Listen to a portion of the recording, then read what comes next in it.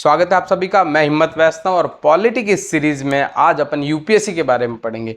UPSC अर्थात union public service commission या फिर संघ लोक सेवा आयोग। ठीक है, देखो यूपीएससी क्या करती है कि ये एग्जाम कंडक्ट करती है। ठीक है, जो भी भर्तियां या नियुक्तियां सरकार यूपीएससी को भेजती है उसके संदर्भ में एग्जाम कंडक्ट करती है और ये योग्य व्यक्तियों को चयन करके, ठीक है, चयन करके ये एक सरकार को सलाह देती है कि ये पर्टिकुलर व्यक्ति है, ठीक है, ये योग्य है विभिन्न पदों के लिए। अब सरकार इन योग्य व्यक्तियों को उन पदों पर बैठाए नहीं बैठाए वो सरकार पर डिपेंड करता है। ठीक है, तो यूपीएससी क्रैक करने का मतलब ये नहीं कि वो सरकार के उन पदों पर बैठने के लिए तैयार है। सरकार उनको उन पदों पर बैठा भी सकती है और सरकार चाहे तो नहीं भी बैठा सकती है। अगर सरकार उन पदों पर यूपीएससी क्रैक करे हुए अभ्यर्थियों को नहीं बैठाती उन पदों पर, तो वो अभ्यर्थी किसी भी न्यायालय में कोई अपील करने के लिए योग्य नहीं होते। ठीक है, तो अब देखो ये यूपीएससी किन किन सर्विस के लिए एग्जाम कंडक्ट करवाती है। तो सबसे पहले अखिल भारतीय सेवाएं, ठीक है, उनके लिए एग्जाम कंडक्ट करवाती है। दूसरा, केंद्र के संबंध में प्रशासनिक सेवाएं, ठीक है, इसमें स्पेशली ग्रेड ए और ग्रेड बी। ठीक है, और अपन को पता है कि यूनियन टेरिटरी पूर्ण तक उसका जो प्रशासन है वो केंद्र सरकार देखती है, तो उसकी जो प्रशासनिक सेवाएं होती है उसके लिए एग्जाम कंडक्ट करवाती है। ठीक है, तो अपन ने ये देखा कि यूपीएससी एग्जाम कंडक्ट करवाती है। ठीक है, और किन किन सेवाओं के संदर्भ में एग्जाम कंडक्ट करवाती है, तो अखिल भारतीय सेवाएं, ठीक है, केंद्र की प्रशासनिक सेवा उनके संदर्भ में, और जो यूनियन टेरिटरी है यूनियन टेरिटरी की जितनी भी प्रशासनिक सेवा है उसके लिए यूपीएससी एग्जाम कंडक्ट करवाती है। देखो यूपीएससी एक स्वतंत्र संस्था है। ठीक है, स्वतंत्र संस्था का क्या तात्पर्य हुआ कि ये यूपीएससी जो अपने काम करती है अर्थात अपने एग्जाम कंडक्ट करवाती है उसमें किसी तरह का इंटरफेयर नहीं होगा।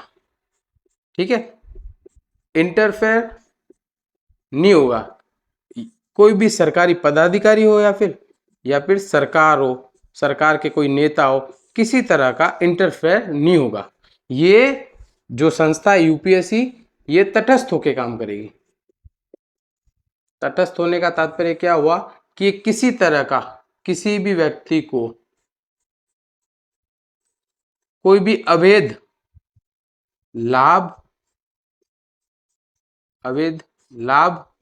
या अवैध हानि नहीं पहुंचाएगी। ठीक है, तो यूपीएससी एक स्वतंत्र संस्था है। ठीक है, दूसरी चीज। तीसरा ये है कि यूपीएससी एक कॉन्स्टिट्यूशन में उल्लेखित बॉडी है। ठीक है, अर्थात ये संवैधानिक संस्था है, संवैधानिक संस्था है। और मैं बात करूं तो संविधान में इसका उल्लेख भाग 14 में कर रखा है। ठीक है, ये याद रखना कि यूपीएससी का है जो उल्लेख भाग 14 में कर रखा है। और आर्टिकल की बात करूं तो आर्टिकल 315 से लेकर आर्टिकल 323 टू 23 तक, ठीक है, ये आर्टिकल है, उसमें यूपीएससी के संबंध में बात करी गई है। ठीक है, अब देखो यूपीएससी के सदस्य कितने होते हैं, ठीक है, इसके अध्यक्ष, इन सब के बारे में अपन बात करते हैं। तो यूपीएससी जो है इसमें एक तो होता है इसका अध्यक्ष होता है और कुछ सदस्य होते हैं। ठीक है, तो देखो इसका एक अध्यक्ष होगा और कुछ अन्य इसके अदर सदस्य होंगे। ठीक है, अब ये सदस्य कितने होंगे तो उसके संदर्भ में कॉन्स्टिट्यूशन में कुछ नहीं कह रखा। कॉन्स्टिट्यूशन ने ये चीज कह रखी है कि राष्ट्रपति कितने सदस्य होंगे उसका डिसाइड कौन करेगा, राष्ट्रपति करेंगे। ये प्रेसिडेंट है, ये डिसाइड करेंगे कि ये सदस्य कितने होंगे। लेकिन सामान्यतः ये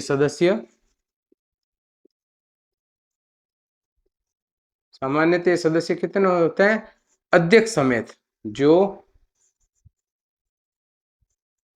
अध्यक्ष समेत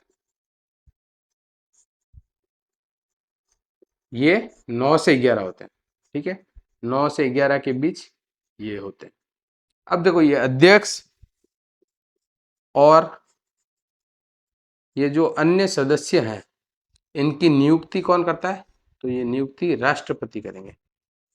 राष्ट्रपति है ना, ये राष्ट्रपति नियुक्त करेंगे इनको।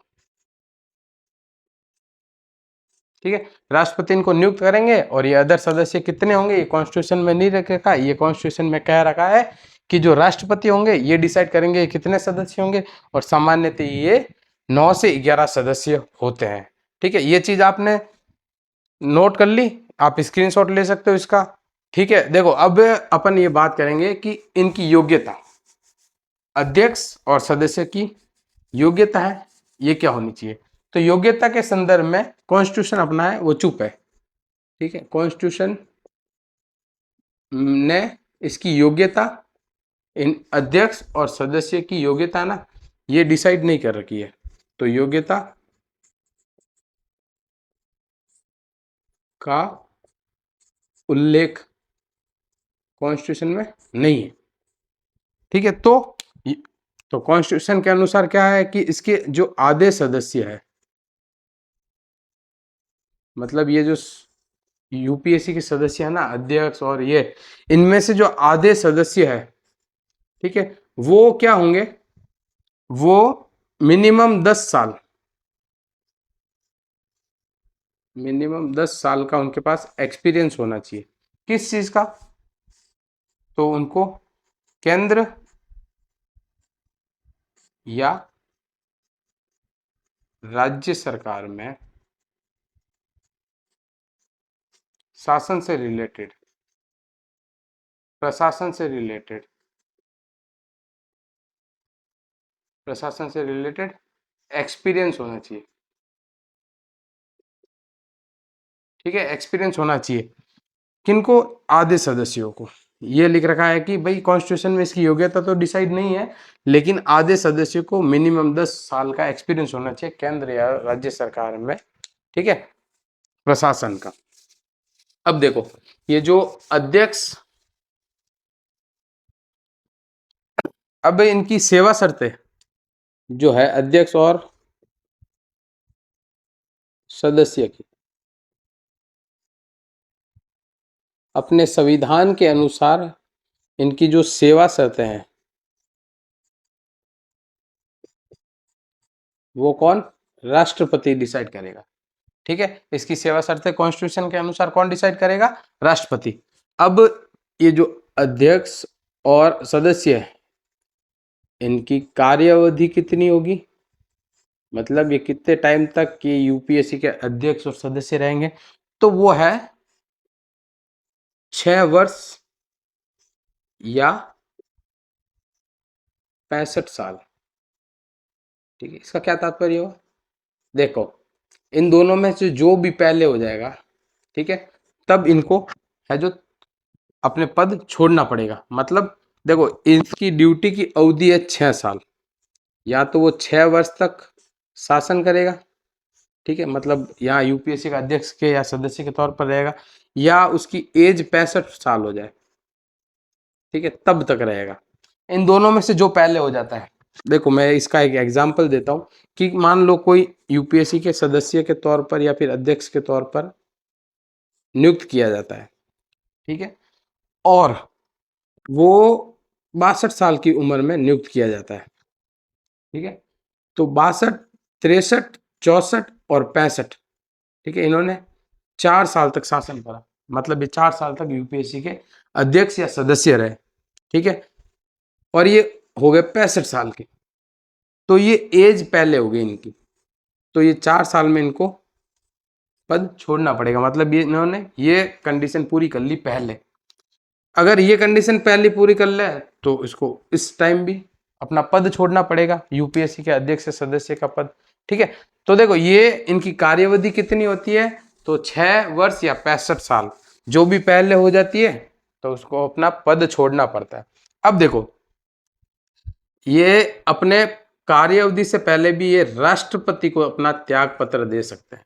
तो यूपीएससी के अध्यक्ष और सदस्य त्याग पत्र किसको देते हैं? तो राष्ट्रपति को। और इनको नियुक्त भी किसने करा था? तो राष्ट्रपति, है ना, दोनों राष्ट्रपति है आंसर। ठीक है, अब देखो इनको हटाया भी जा सकता है, अध्यक्ष और सदस्यों को हटाया भी जा सकता है। अब हटाएंगे कैसे अपन?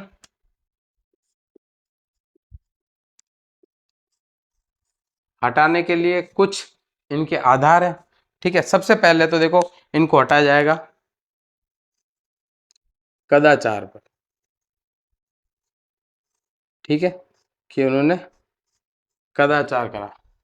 दूसरा, देखो ये कदाचार है ना, ये अपने कॉन्स्टिट्यूशन में परिभाषित कर रखा है यूपीएससी के संदर्भ में ना, तो ये याद रखना, ये कई बार आ जाता है।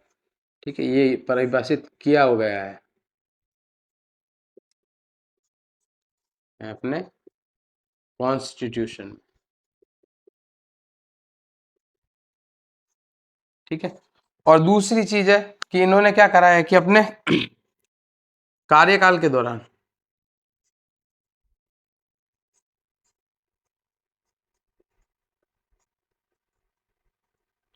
वो अवैध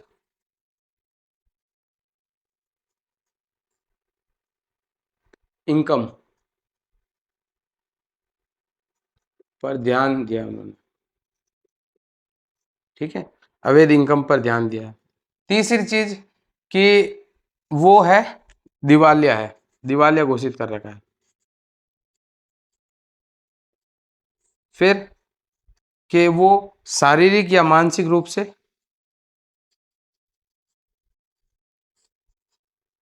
या मानसिक रूप से, ठीक है, अपना जो कार्य है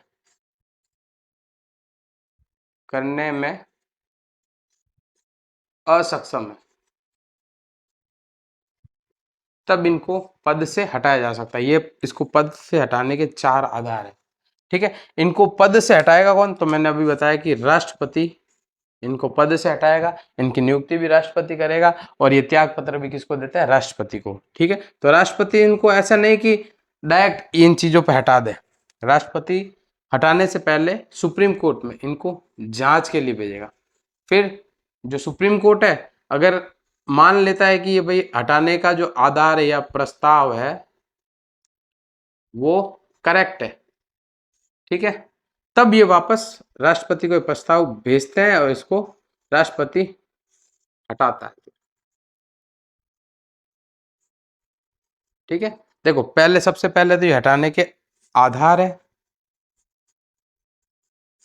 ठीक है, फिर राष्ट्रपति क्या करता है? सुप्रीम कोर्ट को भेजता है ये चीज प्रस्ताव, सुप्रीम कोर्ट इसकी जांच करता है यहाँ पे, और अगर इसका समर्थन करता है और फिर ये राष्ट्रपति को दोबारा भेजता है सेकंड चीज, तो राष्ट्रपति इसको थर्ड हटाएगा, इनको हटाता है। ठीक है, तो ये यूपीएससी के अध्यक्ष और सदस्य को हटाने का जो है प्रोसेस है। ठीक है, देखो यूपीएससी है ये स्वतंत्र रूप से कार्य करे, स्वतंत्र रूप से कार्य करे, इसके लिए अपने कॉन्स्टिट्यूशन में इसके जो अध्यक्ष है और इसके जो सदस्य है इनकी जो पद की स्वतंत्रता बनी रहे, इसके लिए अपने संविधान में कुछ प्रावधान किए गए। ठीक है, ऐसे प्रावधानों को अपन पढ़ेंगे अभी। ठीक है, सबसे पहला कि जो इनकी पदावधि होती है, मतलब इन अध्यक्ष और सदस्य की जो पदावधि है वो फिक्स है। इनको पदावधि में अपन ने देखा था कि 6 वर्ष या 65 साल है इनकी पदावधि, तो इससे पहले इनको पद से नहीं हटाया जा सकता। ठीक है, देखो इनको हटाना है अगर 6 साल या 65 वर्ष से पहले, तो एक पूरा प्रोसेस फॉलो करना पड़ता अपन को, है ना, और उसके थ्रू हटा सकते हैं। जैसे अपन ने देखा था कि भाई यूपीएससी के अध्यक्ष और सदस्यों को कैसे हटाया जा सकता है इस वीडियो में पहले, ठीक है। तो उसी प्रोसेस से हटाया जाएगा, अन्यथा इसको नहीं हटाया जा सकता। फिर सेकंड चीज की जो इसके जो अध्यक्ष और सदस्य होते हैं इनके वेतन भत्ते, इनके क्या वेतन और भत्ते है जो भारत की संचित निधि पर है, भारित है, ठीक है। तो यह है जो संचित निधि पर भारित है, तो इनको इजीली इनको इफेक्ट नहीं किया जा सकता। थर्ड चीज कि जो इनकी सेवा शर्तें हैं, अध्यक्ष और सदस्य की सेवा शर्तें हैं,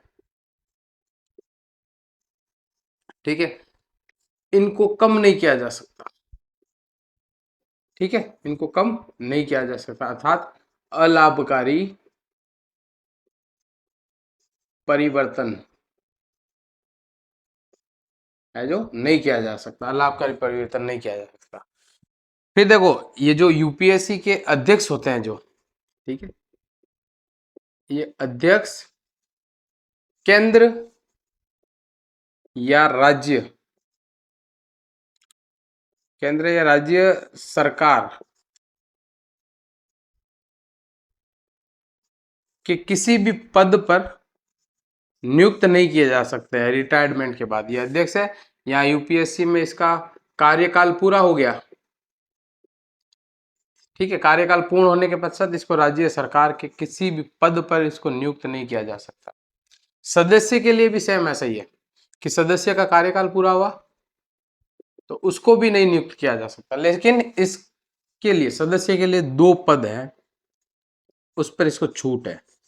पहला कि उसको यूपीएससी के अध्यक्ष बनाए जा सकते हैं।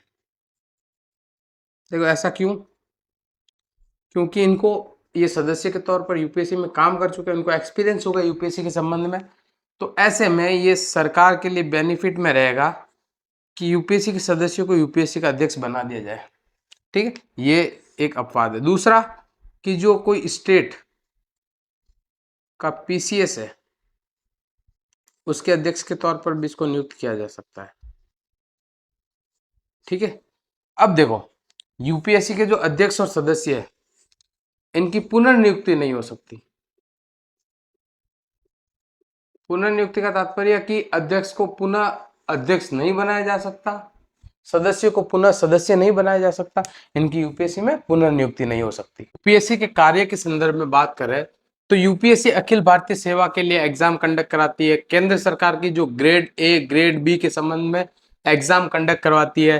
तीसरा कि यूनियन टेरिटरी के लोक नियुक्तियों के संदर्भ में एग्जाम कंडक्ट करवाती है, ठीक है। अब देखो कोई स्टेट पीसीएस को सलाह भी देती है, अगर कोई राज्य 2 या 2 से अधिक राज्य किसी ऐसी नियुक्ति के लिए कार्य कर रहे हैं, ऐसे नियुक्ति के लिए एग्जाम कंडक्ट करवाना चाहते हैं जिस पद के लिए विशेष योग्यता की जरूरत हो, तब ऐसे में क्या होता है कि जो यूपीएससी होता है वो स्टेट के पीसीएस को सलाह करता है और सहायता करता है, ठीक है, सलाह देता है और सहायता करता है ऐसे पदों पर नियुक्तियों के संदर्भ में जिस पर विशेष योग्यता की जरूरत हो। ऐसे पदों के लिए 2 या 2 से अधिक राज्य मिलकर एग्जाम कंडक्ट करवाते हैं तो उसको सहायता और सलाह देता है यूपीएससी।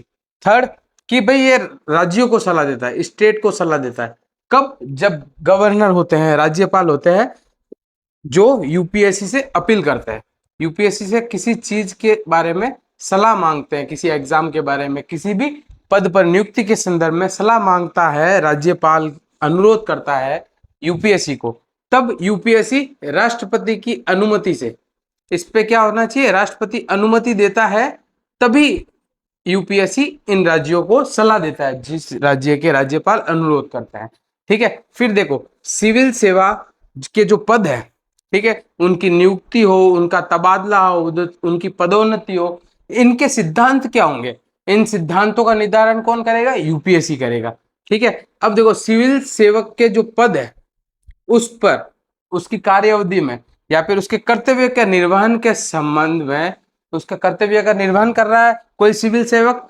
और उससे कोई गलती हो जाए और उसके खिलाफ कोई विधिक कार्यवाही स्टार्ट हो जाए, अर्थात उस पर कोई केस वेस हो जाए, तब क्या होता है कि उस केस से निपटने के लिए जितने भी पैसे लगेंगे, उसकी प्रतिरक्षा हेतु जितना भी खर्च होगा, वो यूपीएससी निर्वहन करेगा। ठीक है, देखो अब सिविल सेवक है कोई, वो अपना कार्य कर रहा है और उसको कार्य करते करते कोई क्षति हो जाए, किसी तरह का कोई नुकसान हो जाए, तो उसके लिए पेंशन का निर्धारण, अर्थात वो अपना, जैसे कोई आईपीएस है और अपना कार्य कर रहा है, बाई चांस उसका हाथ कट जाए, उसके गोली लग जाए, तो उसके संबंध में पेंशन का निर्धारण भी कौन करेगा? यूपीएससी करेगा। ठीक है, अब देखो यूपीएससी है, यूपीएससी के जो अध्यक्ष और सदस्य को अपन ने देखा था केंद्र या राज्य सरकार की किसी सेवा में नहीं लगाया जा सकता। ठीक है, बाई चांस ऐसा हो जाए कि वो सेवानिवृत्त हो जाए और उनको पुनर्नियुक्त करना हो, तब यूपीएससी कर सकता है ऐसा। ठीक है, उनकी सेवा का विस्तार करना हो तो यूपीएससी कर सकता है ऐसा। ठीक है, देखो जैसे यूपीएससी है, यूपीएससी क्या, जो अपने यूपीएससी के द्वारा, यूपीएससी सिविल सेवकों के पुनर्नियुक्ति कर सकती है। जो सिविल सेवक रिटायर्ड हो गए उन सिविल सेवकों की पुनर्नियुक्ति कर सकता है यूपीएससी। ठीक है, और उनका सेवा विस्तार करना, अर्थात उनका जो रिटायर्ड हो गए सिविल सेवक, उनका जो सेवा विस्तार भी कर सकता है यूपीएससी। ठीक है, अब देखो जो यूपीएससी के कार्य हैं, इन कार्यों में संसद क्या कर सकते हैं? इनके कार्य क्षेत्र का विस्तार कर सकती है यूपीएससी का। अभी तो अपन ने देखा कि यूपीएससी इन तीन के लिए कार्य करता है। ठीक है, आगे ऐसा हो सकता है कि संसद इसको किसी प्राधिकरण, कॉर्पोरेट निकाय की नियुक्तियां, जो सार्वजनिक संस्थान है उनकी नियुक्तियों के संदर्भ में भी इनको कार्य दे सकती है, या फिर कोई निजी प्रबंधन के संबंध में भी यूपीएससी के कार्य को विस्तार कर सकती है संसद, ऐसा कॉन्स्टिट्यूशन में लिख रखा है। ठीक है, तो ये ना केवल सरकारी नियुक्तियां, इनके संबंध में भी जो नियुक्तियां होती है उनके लिए जो संसद इसके कार्य क्षेत्र को विस्तार कर सकती है यूपीएससी। देखो अब यूपीएससी के कुछ सीमाएं हैं। ठीक है, जिस पर यूपीएससी से कोई परामर्श नहीं लिया जाता। ठीक है, जिन पर यूपीएससी से कोई सलाह नहीं लिए जाते, ऐसे मुद्दे वो देखो, पहले सबसे कि पिछड़ी जाति की नियुक्ति, अगर पिछड़ी जाति है कोई, उसकी किसी पद पर नियुक्ति होती है, ठीक है, तो उसको आरक्षण दिया जाता है उस पद पर नियुक्ति के संदर्भ में। और इस आरक्षण ये देती है, ये सरकार देती है ना, इसके संबंध में यूपीएससी से किसी तरह का डिस्कशन नहीं किया जाता। ठीक है, यूपीएससी से डिस्कशन या परामर्श नहीं लिया जाता इस आरक्षण के संदर्भ में। देखो कोई पद है जिस पर एससी एसटी की नियुक्तियां होती है ना, ये नियुक्तियों के दावे भी, इन संबंध में भी यूपीएससी से कोई सलाह नहीं ली जाती। फिर आयोग है कोई, कोई प्राधिकरण है, ठीक है, इसके अध्यक्ष, उसके सदस्य, इनकी नियुक्ति होती है, तब भी यूपीएससी से परामर्श नहीं लिया जाता है। जैसे उच्च राजनयिक पद है, ठीक है, कोई उच्च राजनयिक पद है, उनके चयन के मामले हैं, उसमें भी अपन यूपीएससी से सलाह नहीं लेते हैं।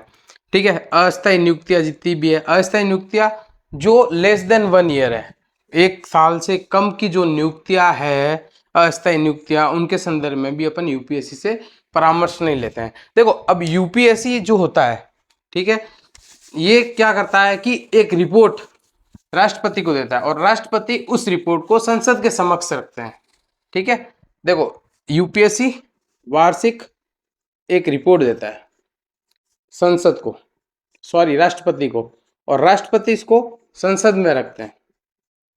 ठीक है, अब देखो इस रिपोर्ट में तमाम चीजें लिखी होती है। ठीक है, इस रिपोर्ट में ये भी लिखा होता है कि कब कब यूपीएससी ने क्या क्या सलाह किस किस डिपार्टमेंट को दी है। ठीक है, और किस किस ने और सरकार ने यूपीएससी के कौन कौन से डिसीजन हैं जिसकी अवहेलना करी है। ऐसे संबंध में सरकार को या फिर उस जिस डिपार्टमेंट ने इसके यूपीएससी के परामर्श की अवहेलना करी है, यूपीएससी की सलाह की अवहेलना करी है, उसको संसद में क्या करना पड़ेगा, उसके संबंध में स्पष्टीकरण देना पड़ेगा। ठीक है, स्पष्टीकरण देना पड़ेगा, ये चीज है। ठीक है, और देखो यूपीएससी जो सलाह देते हैं वो एक सलाहकारी है। ठीक है, ये सिर्फ ऐसा है कि यूपीएससी सलाह दे रहा है सरकार को, सरकार इसको माने नहीं माने सरकार पे डिपेंड है। इस संबंध में अपन किसी भी तरह से किसी न्यायालय में नहीं जा सकते हैं। ठीक है, अब देखो यूपीएससी के दायरे में आने वाले पद सेवा, ठीक है, कोई पद है, कोई सेवा है, कोई विषय है यूपीएससी के दायरे में जो भी आ रहे हैं, उनको देखो राष्ट्रपति यूपीएससी के दायरे से हटा सकता है। राष्ट्रपति क्या कर सकता है? यूपीएससी के दायरे से किसी पद को, सेवा को और विषय को हटा सकता है। और यूपीएससी जो केंद्र के संबंध में नियुक्तियां कर रही है, केंद्र के संबंध में नियुक्तियां कर रही है, ठीक है, पद है केंद्र के, उनके संबंध में नियम भी बना सकता है राष्ट्रपति, ठीक है, इनके संबंध में नियम भी बना सकता है। इस कार्य को करते हुए जो राष्ट्रपति है, ठीक है, यूपीएससी से किसी प्रकार का परामर्श नहीं करेगा, नहीं करेगा। ऐसा नियम बनाते समय क्या करेगा, जो राष्ट्रपति होगा, ठीक है, वो 14 दिन पहले संसद में इसको रिव्यू के लिए रखेगा, ठीक है, और संसद इस पे कोई भी संशोधन कर सकता है, और संसद क्या कर सकता है, इसको खारिज भी कर सकता है, ठीक है। समझ में आया कि राष्ट्रपति भाई कि यूपीएससी के जो अंदर आने वाले पद है, सेवा है, विषय को हटा सकता है, और केंद्र की जो नियुक्तियां होती है, पद होते हैं, उनके संबंध में कोई नियम बना सकता है राष्ट्रपति। और ऐसा करने के लिए यूपीएससी से परामर्श लेने का कंपलसरी नहीं है, ठीक है। ये जब नियम ऐसा बना रहा है तो इसको सिर्फ ये करना होगा कि 14 दिन पहले संसद के दोनों सदनों में इसको रखना पड़ेगा, ठीक है। संसद इसको संशोधित कर सकती है, इसको खारिज कर सकती है।